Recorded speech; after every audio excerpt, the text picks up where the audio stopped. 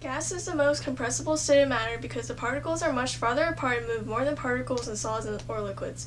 Liquids have medium compressibility and solids have the least compressibility because their particles are very close together. This is why we use gases instead of liquids or solids in airbags, as their compressibility and ability to fill a container allows the bag to be tightly packed with molecules, and because the molecules fill up the container. In Charles's law, the relationship between volume and temperature of gas is proportional and direct. This means that when you triple the temperature of 20 liters of gas at 273 Kelvin to 819 Kelvin, the gas's volume will triple and become 60 liters. A real-world example of Charles' law in effect is when a deflated ping pong ball regains its original volume after sitting in boiling water.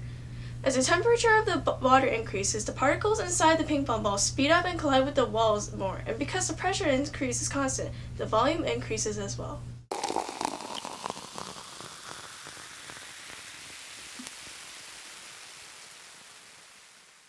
In Gay-Lussac's law, the relationship between pressure and temperature of gas is also direct. When you increase the temperature, pressure increases proportionately as well.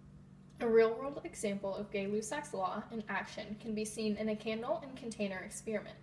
At first, when the temperature inside the container trapping candles increases, the velocity of the particles increases and collides with the container more often, increasing the pressure and making the water level inside the container rise. After the candle dies out, the temperature decreases along with the pressure. The water level rises slightly and then goes back down to the original level inside of the container.